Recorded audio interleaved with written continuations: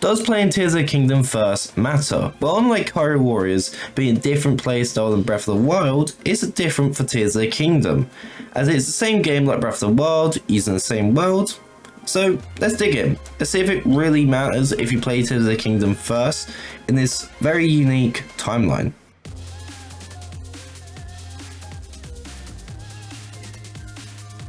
Tears of the Kingdom and Breath of the Wild share a lot of things. The same timeline, the same style of game, and being the open world player's choice game, and both are in the same world, but one appears after another. So Breath of the Wild story leads to Tears of the Kingdom. You know that. But what you don't know is that the story that happens before Tears of the Kingdom, and Link has his memories in Tears of the Kingdom, so it's a lot harder for Nintendo to show the past events, but might show in the game, but wouldn't show the events of Hyrule Warriors.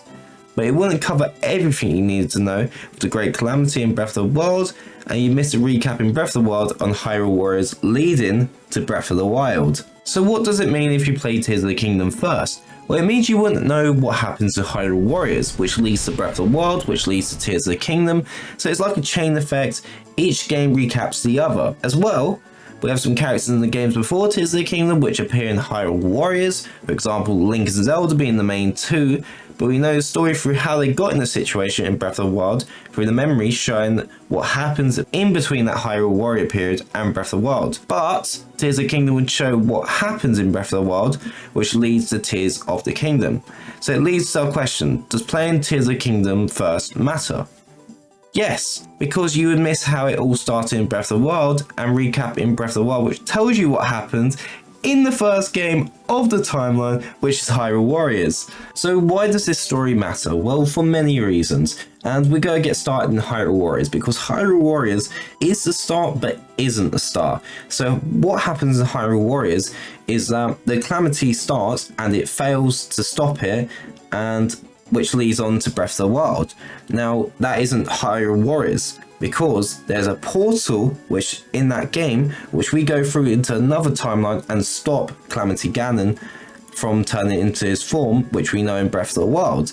So it doesn't have much impact, but it tells the story of why that timeline went into that timeline. You see what I mean? So Breath of the Wild is technically the start of that timeline because it doesn't include the game Hyrule Warriors. So Breath of the Wild is technically the first game in that timeline, and then it is the Tears of the Kingdom, and possibly a third game after that. As well as Tears of the Kingdom being a way different game to Breath of the Wild. Lots of new and different mechanics, monsters, as well as new characters, and we know we won't have Guardians from Breath of the Wild in Tears of the Kingdom, which is the way main part of Breath of the Wild. I'm out of breath now.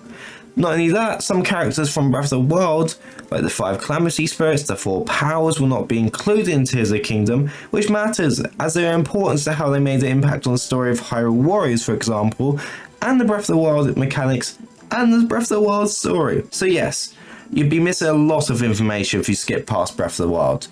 And you might get the recap but miss a lot of story leads into Breath of the Wild. By all means, you can still play Tears of the Kingdom first, but I wouldn't get the best story experience and you wouldn't see the world before Tears of the Kingdom. Apart from that, there's not much to it. I recommend you play Breath of the Wild first. As well, you wouldn't see the evolution of how the game has changed and stuff before Tears of the Kingdom, which is very nice nostalgic experience for playing Tears of the Kingdom after a month to 5 years of playing Breath of the Wild. I hope this helps you make a choice where you start off in your story of this amazing eventful timeline of Legend of Zelda. And just to summarize, you don't have to play Breath of the Wild, and you can play Tears of the Kingdom, but if you want a best experience, play Breath of the Wild in my opinion. Well, it has been fun. If you're playing Tears of the Kingdom of today, of this release, enjoy it, have fun, check out my channel, subscribe and comment if you agree with me, and you can also check out the live streams of Tears of the Kingdom if you're watching when this video comes out. I would recommend you check out my first time in Tears of the Kingdom. I mean, you can, by all means, but yeah. Guys, it's been fun. It's been a short one today, but we'll see you later.